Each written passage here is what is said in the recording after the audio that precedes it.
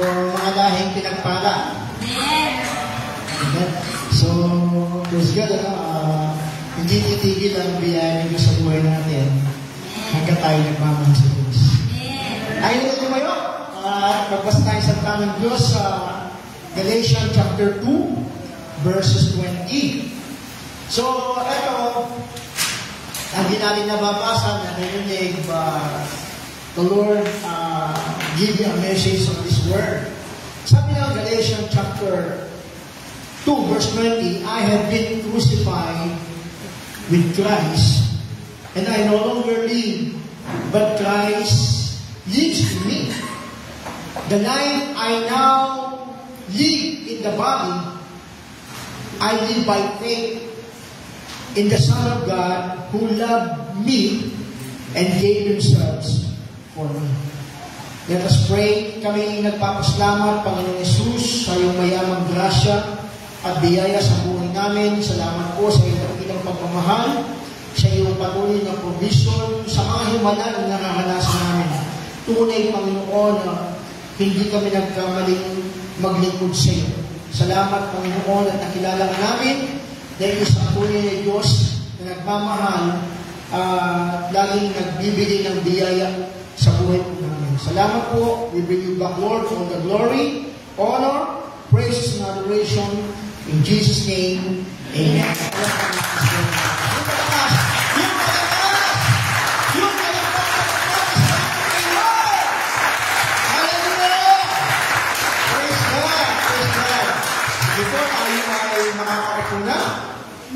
So, ang ating pag-usapan sa vow, no longer I. Sabihin mo, no longer I.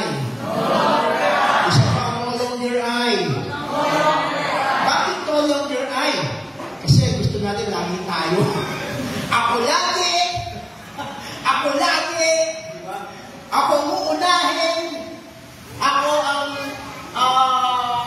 paglilingkuran. Ako ang pagaling. Ako ang mahusay. Ako ang bida. But, ang pag-usapan natin sa mga no longer I. Payag ba kayo ng gano'n? Hello? Hello? Payag ba kayo ng gano'n? No longer I? People of God, ang mundo, lagi niyang iniisis ang sarili niya. Pag tayo nasa mundo, lagi ang bida ikaw. Kwentuhan na lang, ayaw mo magpatalo. Wala ka sa lolo ko. Di ba? Kwentuhan na lang. Kahit biro ka na lang, di ba? Di ba? Nag-joke.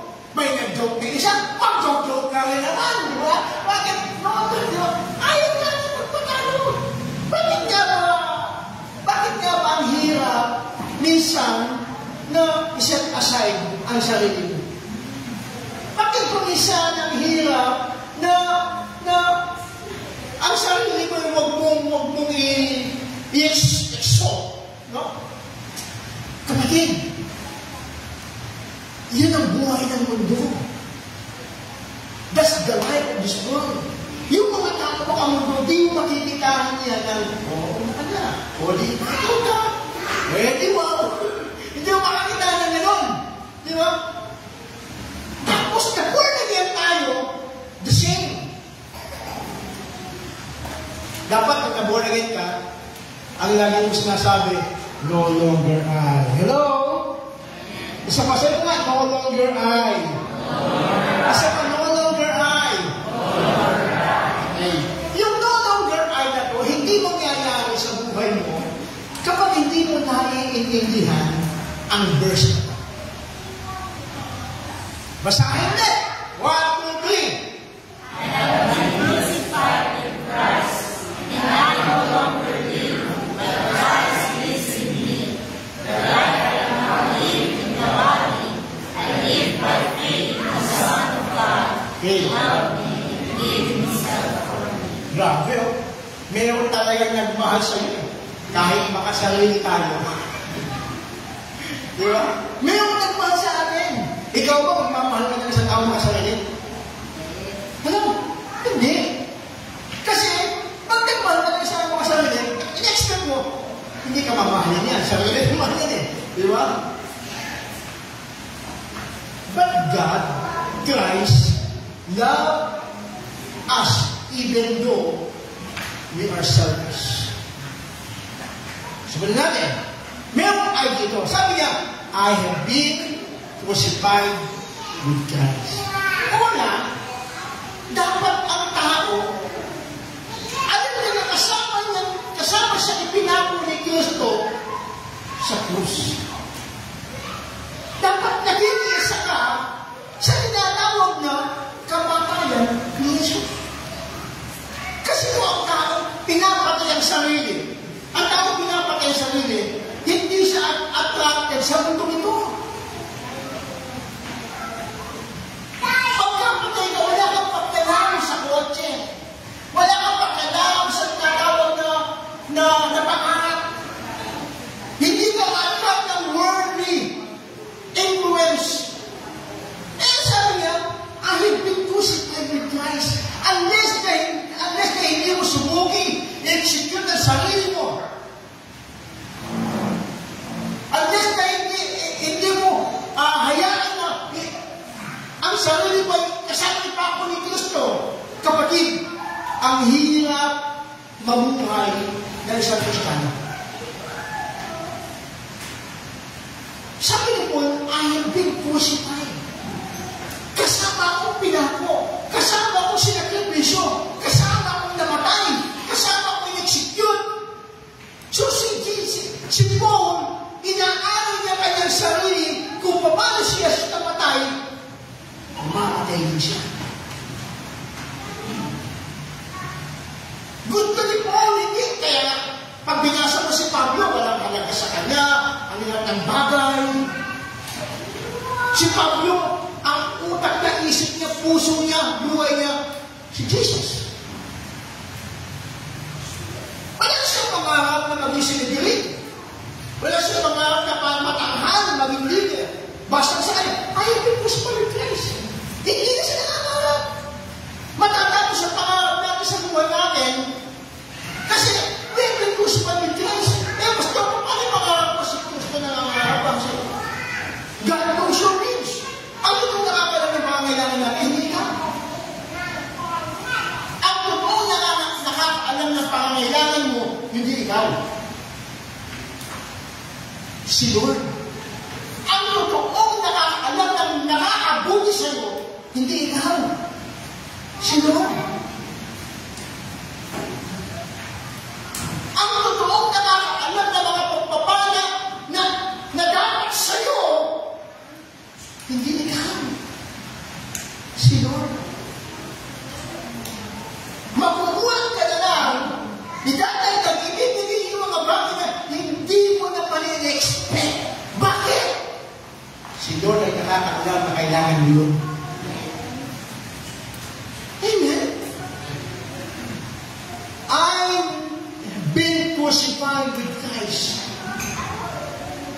Pagka ikaw, natuto kang mamatay sa sarili mo.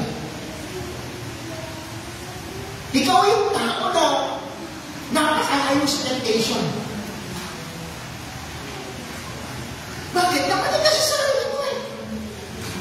Kaya lang tayo nagkakit, napukol, bumabagsak, nagkakasala, nawawala sa church, nawawala sa devotion natin sa Panginoon. Because we still live. Nabubuhay tayo para sa sarili natin. Nabubuhay ka sa sarili mo. Pero sa Pablo, nung makilala ng Panginoon, Iglesia na buhay sa kanyang sarili. I have been crucified with Christ. Yun ang pinakaunang dapat natin ginagawa. Nung ikaw nakakilala sa Panginoon, hindi na born again, ang sabi dito, na Romans chapter 6, 7 and 8. Masahin na natin, Romans chapter 6, 7 and 8.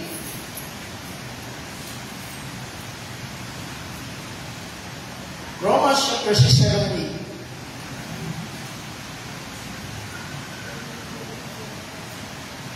Because, sabi ito, because anyone who has died has been set free from sin. Verse ano pala yan? Verse 7. Because anyone who has died has been set free from sin. Bakit? Pag nakalay ka sa sarili mo, lalaya ka sa kasalanan. Walang damnation. Ikaw mo, alam mo ng pagkain ng tao patay? Maaigan nyo ba tao patay sa inuman? Pakitaan mo ng magandang gadget? Wala lang. Hindi nyo mararamdaman. Hindi siya ma-attract. Bakit? Patay. Because anyone who was died has been set from sin. Sabi ng Bible, now, if we die with Christ, we believe that we will also live with Him. Gusto nyo mabuhay para kay Jesus? Hindi pwede. Kailangan mamatay ka muna. We want to live with Christ. Huwag natin shortcutin. If we want to live with Christ, makasama tayo sa kanyang muling magkabuhay, na mag-aaral ko, saan na makasama ko? Dahil na pagaling, saan makasama? Magkikiro naman mo na. Kaya nagkikiro naman po na, Lord, dahil ka na saan makasama ko? Sandali. Gusto mo makasama sa Sunday. Gusto mo makasama sa muling pagbabalik ng Panginoon. Sa kanyang pagkabuhay. Nakasama ka pa niya sa kanyang kamatayan. Hello? Nakasama ka ba sa kanyang kamatayan?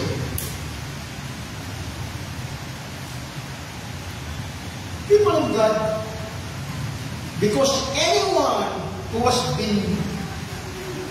died has been set free. Kaya nga ang tao, hindi niya kaya mamatay sa sarili.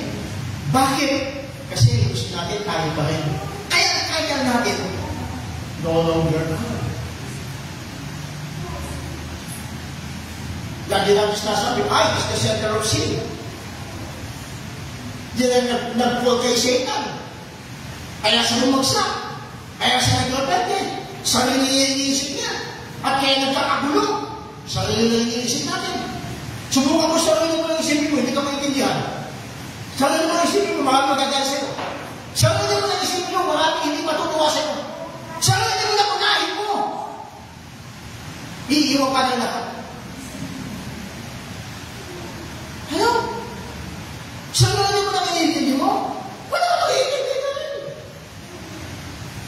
Paparating ka pala. May na ang bida. Alisan na, may nanalo na. Bakit?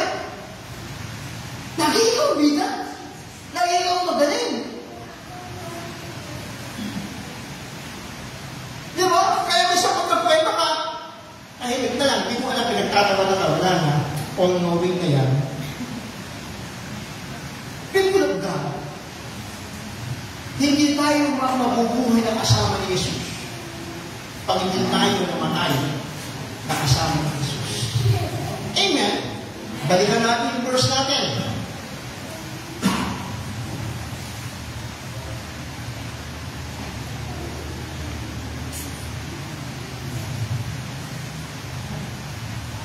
Diba? I have been crucified with Christ, no longer I live. Bago natin tirahin yung no longer I live, I have been crucified with Jesus. Dapat ba tayong mamatay na kasama ni Jesus? Diba? Dapat ba tayong mamatay na kasama ni Jesus? Ang sabi ng Romans chapter 6 verse 11. Romans chapter 6 verse 11. Sabi dito, take note kayo. Aralin nito. Romans chapter 6 verse 11. Kanina 7 and 8. Sabi ng verse 11, in the same way, count yourselves dead to sin, but alive to God. In Christ Jesus. Kanabitin mo na katanong sa iwan, did you consider yourselves dead to sin? Do you consider yourselves dead to sin?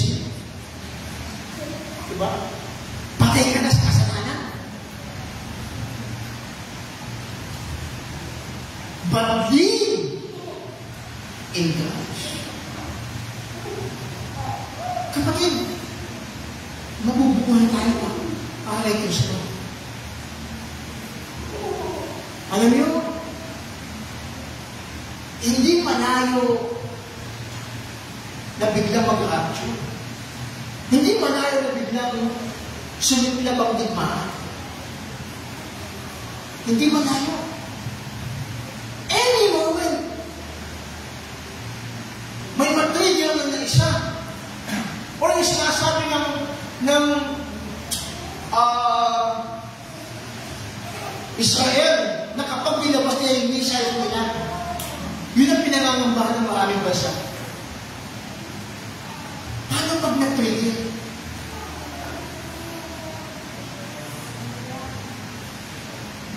Hindi natin alam.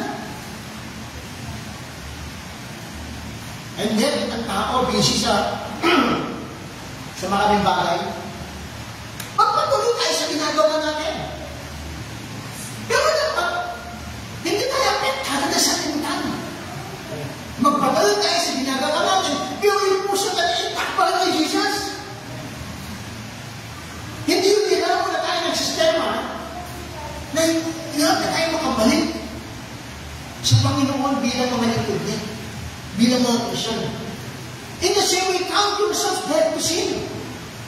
Ibilang mo sarili mo patay sa kasalanan. Pero, buhay pa kay Jesus. Amen? Huwag natin gamitin yung word na lahat naman ng tao nagkakasabi. Pagka ganyan katwiran natin, wala na maluhin. Tao na ako, mali na ako. Pag ganyan katwiran natin, huwag kong titingnan na ang origin natin makasalanan. Kasi, ang inuugat natin, nagpapasimula tayo sa wall of men. Doon tayo nagpapasimula sa wall of men. Before wall of men, may tao na. Magpasimula ka nung pinulain natin sa tao, created according to his own image and likeness. Kasi pag nagpasimula ka sa wall of men, lahat ng mga tao nagkasala sila na, nagkasala lahat. Sandali, tapos na yan, biniya ka na yan.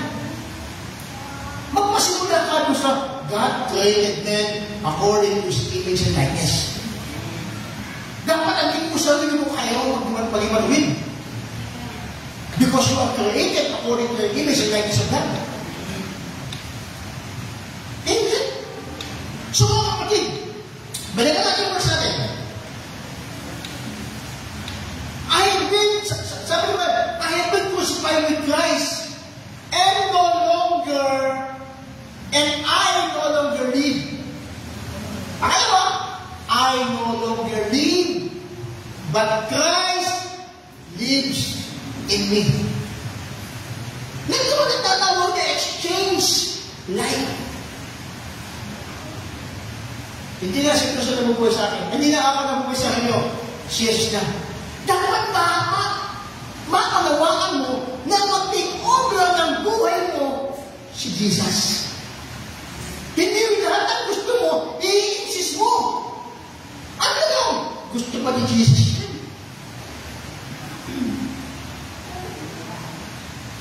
Pag nagpaplano ka, ito yung plano ko. Sandali, ano plano ni Jesus? Ito yung gusto ko. Ano gusto ni Jesus? No longer I, but Christ lives in me. Pag sinusunod na mabuhay mo, si Jesus ang nasusunod. Kung anong gusto ni Jesus, yun ang gusto mo. Kung anong pinapagawa namin, yun ang gagawin mo. Kung anong nais namin, yun ang nais mo. Lord, bakit ako anong gusto mo, susunod ka sa asawa mo na. Sasagot, basta kahit anong gusto mo. Susunod ka ako.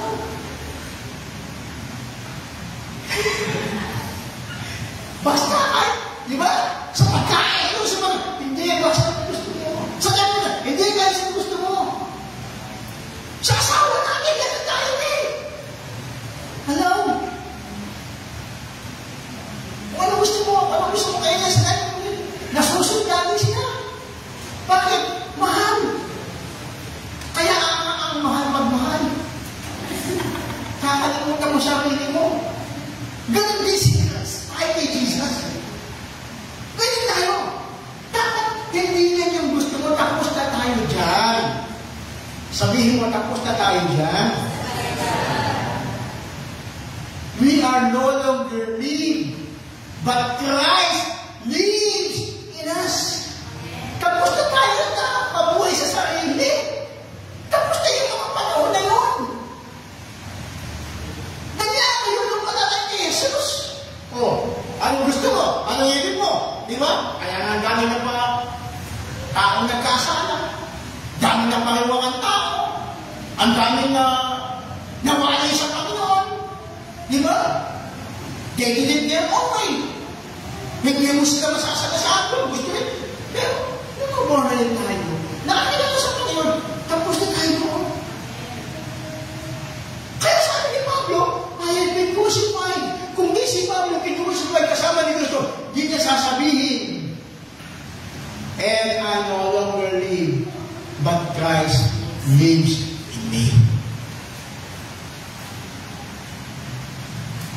Hello? Si Jesus ang nabubuhay sa akin. Ano ba ba kayo? Nagtuwag na tawag na exchange life.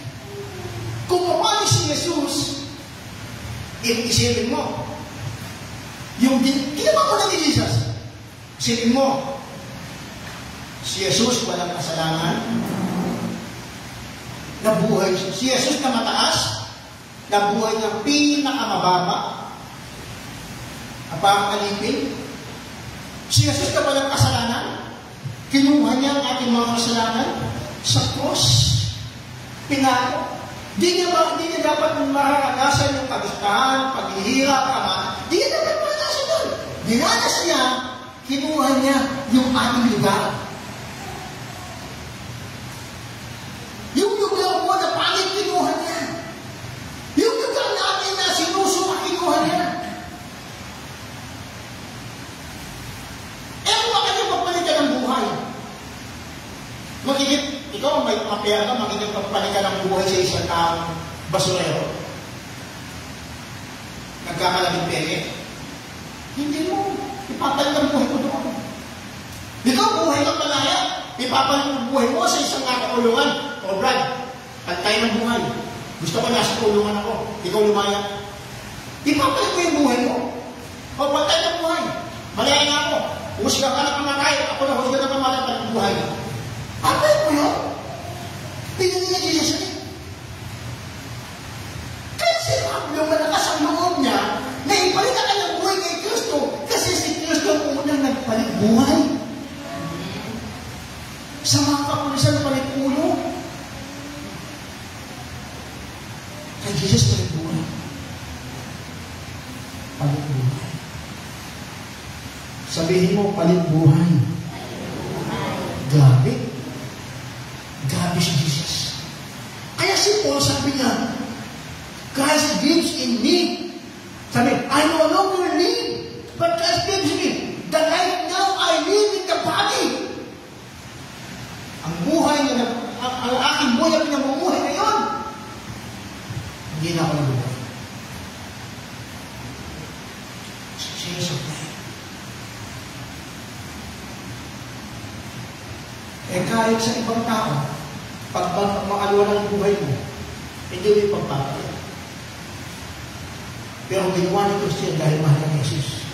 Kasi yung pinakalas ko rin, who loved me and give yourselves for me. Grabe. Dapat ang sigaw na, no longer I. If you want to be a Christian, no longer I. If you want to exalt the name of Jesus, no longer I. If you want to magnify the name, no longer I. If you want to obey Christ, no longer I. Ang hirap sumunod, maglingkod sa Panginoon kapag sarili mo iniisip mo. Ang hirap mag-sacrifice. Ang hirap mag-sacrifice. Yung maglingkod ka, gagawin mo ito. Lahat ng ginagawa namin, kung saan may kapalit. Pag walang kapalit, wala. Pero ang tao hindi nabubuhay sa sarili, kaya magtrabaho, magsasakripisyo sa lahat ng bagay, hindi para sa kanya. Nandiyan mo ba kayo? Alam mo ka si Lord. Exchange your life. Ang sabi ng Colossians chapter 3. Simulan natin ito sa Colossians chapter 3, verse 1 hanggang 4. Since then you have been raised with Christ, set your heart on things above, where Christ is seated at the right hand of God. Diba? Ang linanasan ng tao na matay na kay Kristo, at sabi niya, nakaset siya sa mga bagay na panlangit, hindi sa mga bagay na panlupa. Okay? Verse 2. Set your mind on things above, not on earthly things. Kasi yung earthly things, yan ang gusto natin lahat. Pag sarili mo susunod mo, puro panlupa. Puro panlupa. Hindi ka makatak sa langit eh. Natak ka sa lupa. Alam niyo ako, lagi akong tumitingin sa taas sa hihimok ko eh. Naghahanap ako ng angels. Ewan ko minsan pagkabig ako sa opisina ko, nakatingin ako doon. Maka-check ko kaya ako nakakangihel ka ng lilipan. Kasi nung nakakita ko ng vision, nung nasa Angono kami, nakakita ko ng building sa Alapaan.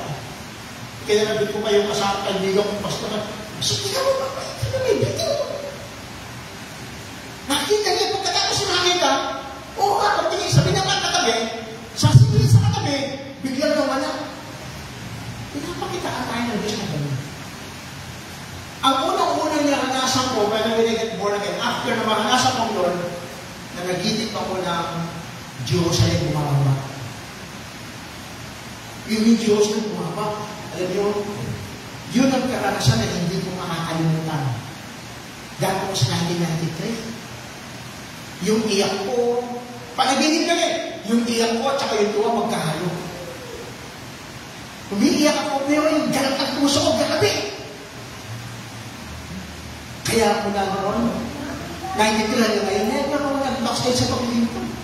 Binala ako, nagkaasawa, naglilipot pa ako kayo. At hindi katulad ng ibang mga kasama natin na nawala, tayo nagpapatuloy. Ayun ko pa rin nanasan natin, sir, your mind on things above, not on earthly things. Pag nakaling na sa sarili mo, hindi pa lupa. Verse 3. Sabi niya, hanggang 4 yan. Verse 3. For you died. Kaya na, pagdamit na, hindi na pa lupa. For you died. And your life is now hidden with Christ in God. Wala sa mundo itong buhay. Ang buhay natin nakatago kay Kristo. Ang buhay natin si Jesus talaga. Kaya nga may mga siya, kapag kalakakilala, Lord, wala na lang ang ikaw. Pero pag di ka na born again, nasa church ka lang, alam mo na born again ka. Di ba? Hindi ka lang nawala, nagwawala ka pa. Di ba? For you died, and your life is now hidden in Christ. In God. Verse 4. When Christ, who is your life, ito na, pag si Jesus ang buhay mo, appears, then you also will appear with Him in glory.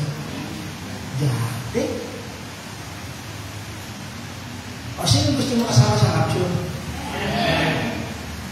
No longer I.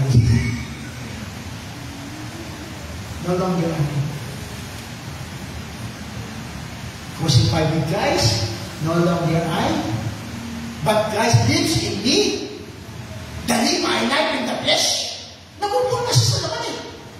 Dali my life in the body, nabubuhay na siya sa katawan. Diba? Tatlo to eh. Diba? Balik natin, verse natin. Balikan natin.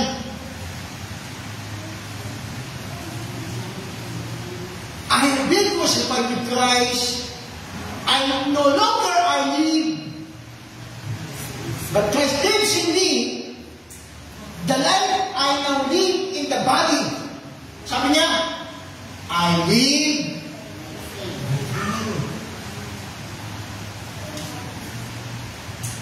Bakit I live by faith? You are no longer live in the body. You are no longer live on earth. You no longer live in your doon sa mga nakikita mo, sa mga earthly things. Hindi na doon. I live by faith. Pagkataon na buhay sa pananampalataya, hindi siya attracted sa mga bagay na nakikita. Kasi ang faith ay paniniwala sa mga bagay na hindi nakikita. I live by faith. In the Son of God who loves me and gave Himself for me. Kapatid, nagbigay ng buhay si Jesus sa atin. You must live. Si Kristo nagbigay ng buhay sa atin, na buhay sa natural na buhay. Nung tayo nagbigay ng buhay kay Kristo, mabubuhay tayo sa supernatural na buhay. Hello? Sabihin mo sa inyo na dapat ganun. Si Kristo pumunta rito. Nabuhay siya para sa atin. Gusto namin sa langit. Di na tayo makawalakad sa pananampalataya. Dahil pagka nabuhay ka sa pananampalataya, you must walk by faith, you must live by faith. Lahat ng bagay, pananampalataya.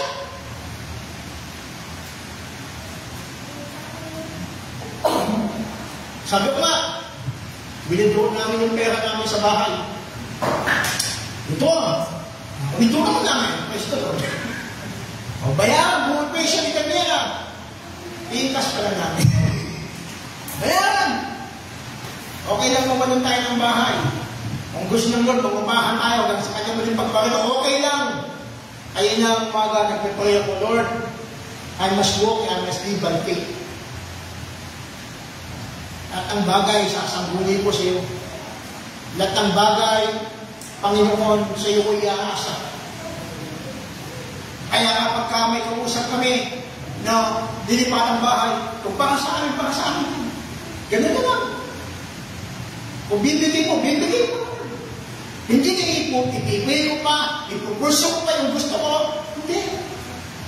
Kung talagang para sa amin, Diyos gagawa natin. Hindi struggle. Hindi ka masasaktan yung asa ka ng asa tapos hindi naman nangyari, hindi na. Leave it to God. Kasi ang Diyos ang nakakaalam na magandang lugar, magandang buhay, magandang bahay, magandang asawa.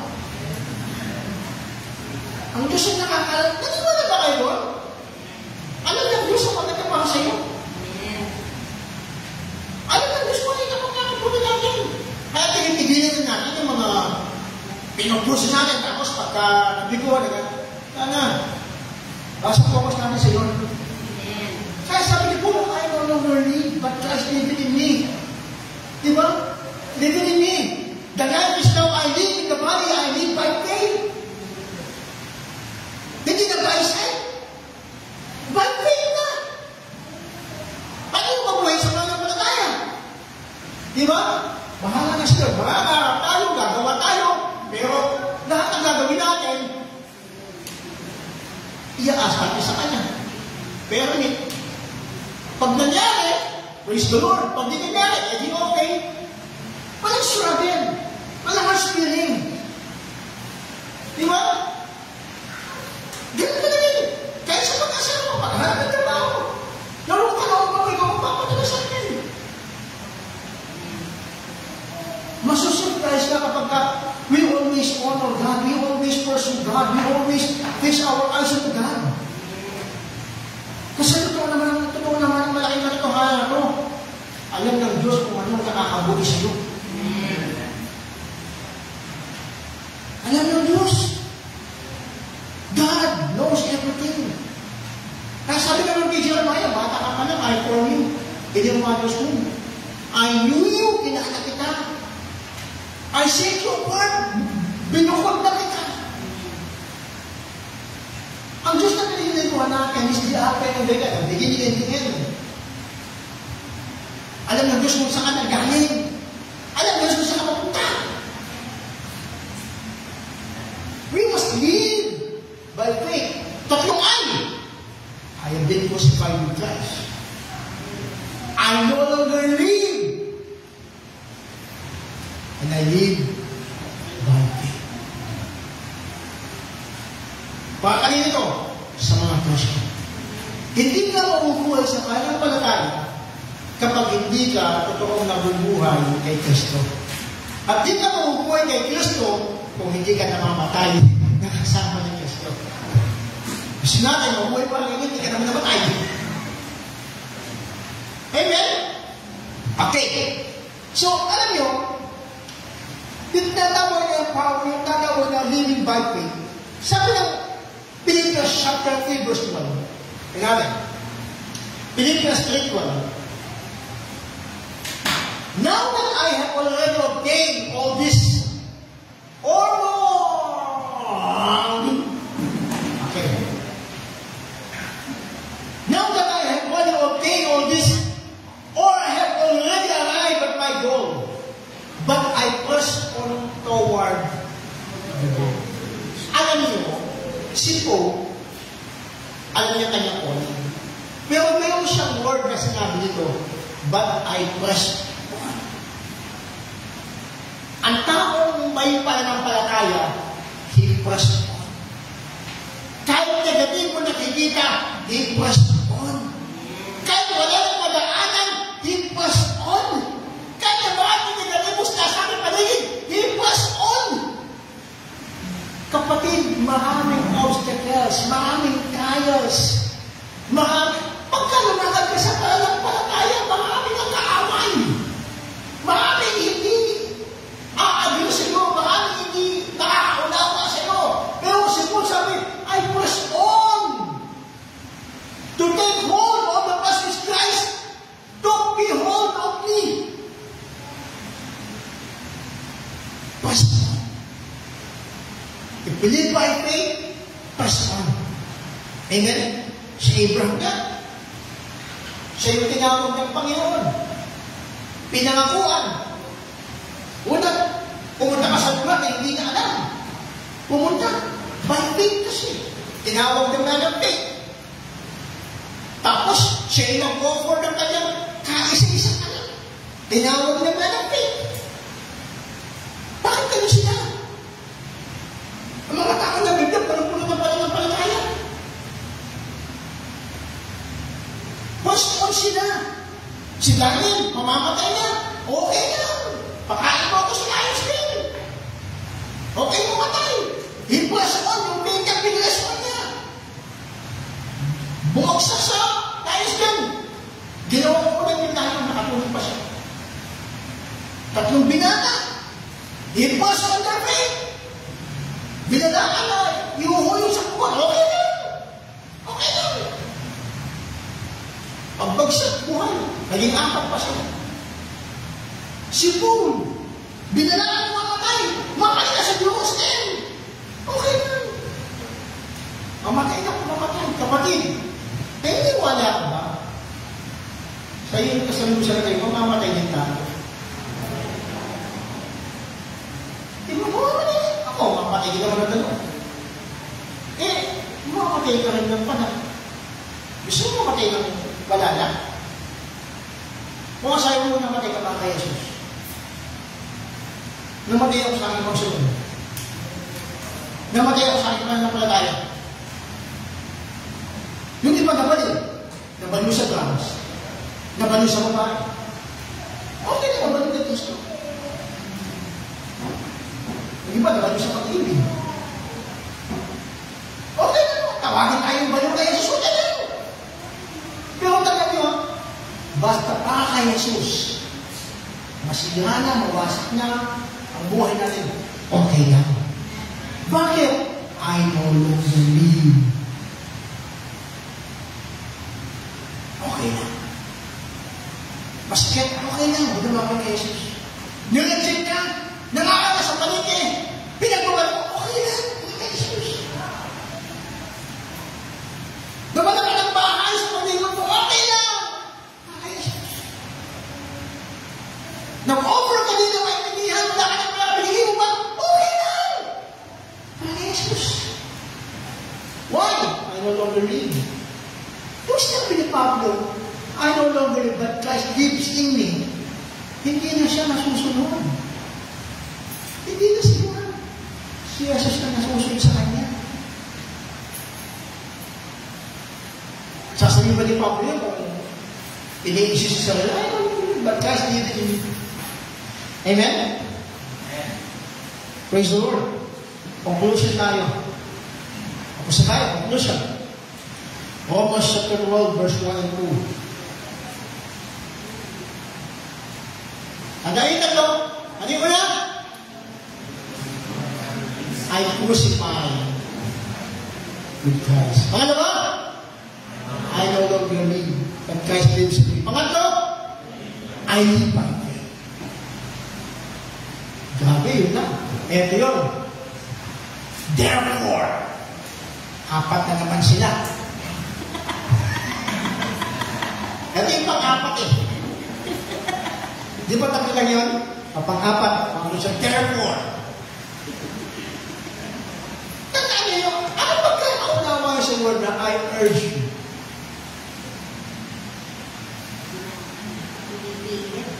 I urge you. Sabi niya, sa iba sa na, talagang pinupus mo siya, hindi ka na mas nakikiusap. Yung urge kasi, mas madami sila nakikiusap eh. Yung hindi lang I plead. Diba? I urge you talaga. I urge you. Brother and sisters, in view. Ang ginagawa ni Pablo, in view of God's mercy. In view of God's mercy. Doon sa natawag na, sa pananaw ng grasya ng Panginoon, eto yun. Offer your bodies. Alinis sa Kristo. Ang tao gusto mong mamatay ba kay Kristo? Simulan mong mag-offer sa Diyos ng living sacrifice. Kasi yung living sacrifice is pleasing unto God. Hello? Sabi mo, yung living sacrifice is pleasing unto God. Gusto mo matawa ang Lord sa'yo? Kasi, pinapatay mo sa sarili mo dito eh. Para mabuhay si Kristo sa buhay mo. Offer your body, a living sacrifice. Pleasing kasi yun, pleasing to God. Nakakatawa kay Lord. Sabi, this is your true, proper abortion. Lahat tayo, mamamatay din lang. Mamamatay din. Ang iba, pag napaltano, ay, namatay na. Kausap ko lang ka. At-chat ko lang isa ka. Amen. Buti na lang, namatay na. Kapag mo na ang body, wala magpapalit. Ang ating buhay ay dapat may alay kay Kristo. Wala ka naman yung pag-aalay niya. Ano yung may aalay yun? Iaalay mo buhay mo sa sarili mo. Lahat gagawin mo. Wala yung mangyayari, lumama ka. Mamapatay ka rin. Nagkayari ka, mamapatay ka pa rin. Ano ang gusto mo ba natin? Pagkawasalan ng building, mamapatay ka pa rin. Eto tao, laging naghahanap ng mahabang buhay. Lord, mahabang buhay, mahabang buhay, mahabang buhay. Pero hindi na inaalam ng Diyos. Sa John 3:16, sabi ko, for God so loved the world that He gave His only begotten Son, for whoever should believe in Him will not perish but have. Ang inaalok ng Diyos, buhay na wala hanggan. Ibinibigay na yun. Inaalok na yun sa atin. Yung buhay na wala hanggan. Kaya lang din natin pansin yun. Ang gusto natin, mahabang buhay. Noong pinadala yung buhay ko, gagawin ko sa buhay ko. Oy, cash pa na naman ako. Tapos, ano gagawin mo dyan? Dinagdag ka buhay. Dagdag ka ng dagdag.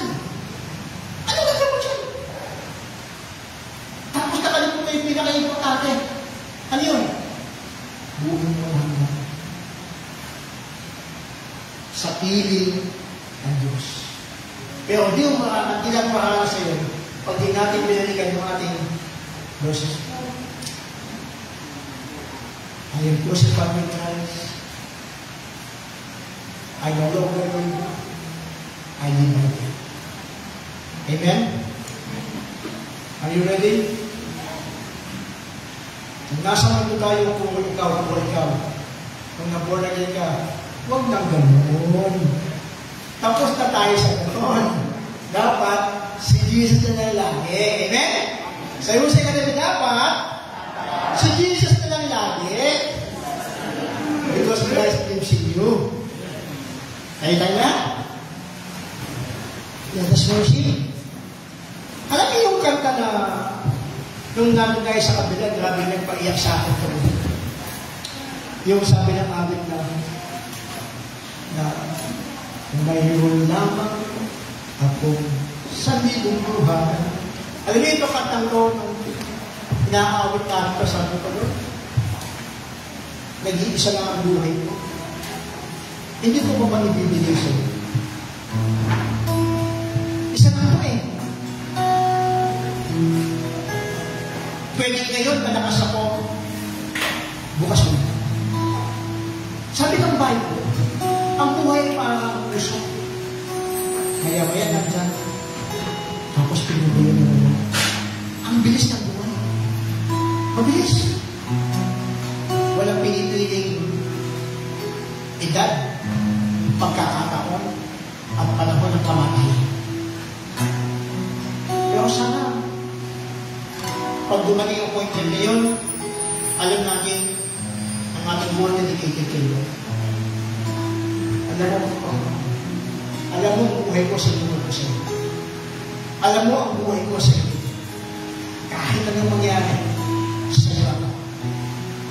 Let's worship our God. Just close our eyes and worship. Thank you, Jesus. Hindi magkakapit. Yes, Lord. Galing pa man sa akin.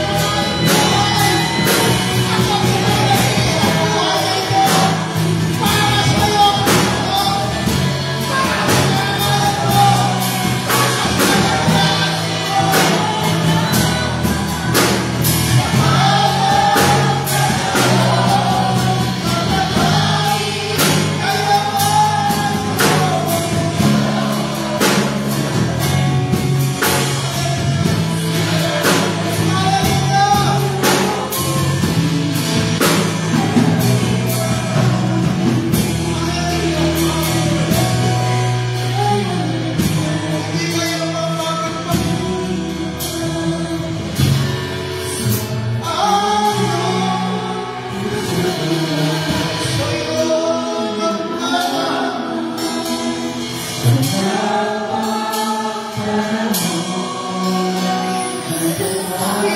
best offering sa Panginoon ay ang buhay mo. The precious offering of God is not silver, is not gold, but the precious offering of the Lord is your life. Baka ang pera darating sa buhay natin.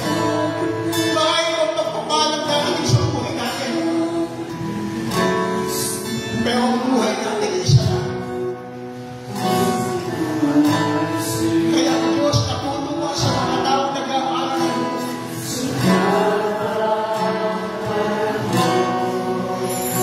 Natatanging kailangan ko ang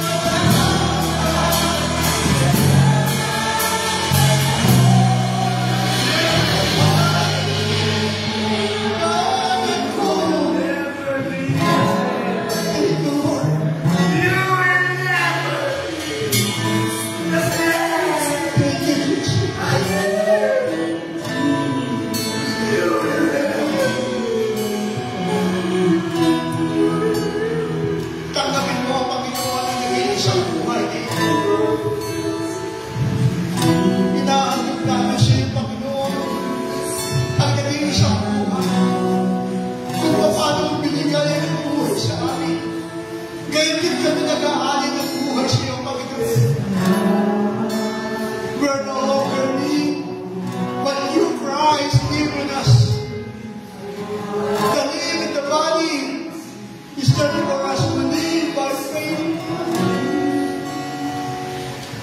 Salamat po, Panginoon, sa iyong buhay. Salamat po, Panginoon, na kilala ka namin. Walang saysayang lahat ng bagay sa mundo ito.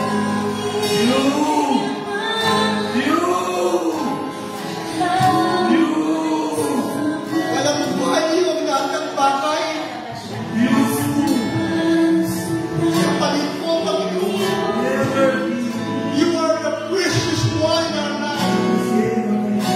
Ikaw ang kalinis ang Diyos na nagmahal sa atin. Karapat-dapat ang pag-alayan, Panginoon, ng aming buhay. Salamat po sa pag-ibig mo. Salamat po sa buhay mo. Salamat po, Panginoon.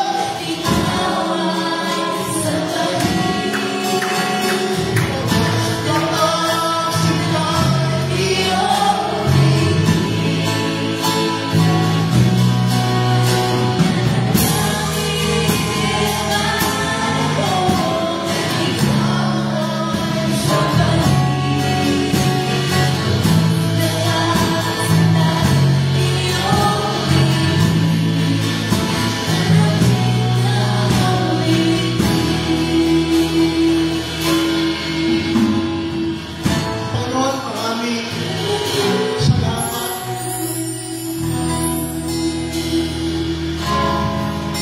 Sa iyong mayamang grasya sa buhay ng bawat isa. Alam ko, Panginoon, na kinausap mo kami at tinatagpo kami, Panginoon, sa restaurant. Papuli, Panginoon, ang buhay namin ay may hatong namin sa iyo. Nagkakaroon namin, Panginoon, ng kabuluhan ng aming buhay kapag kami nasa iyo, Panginoon. Because we live for Christ and to die is gain. Thank you, Father. We bring back all the glory and honor. In Jesus' name, amen.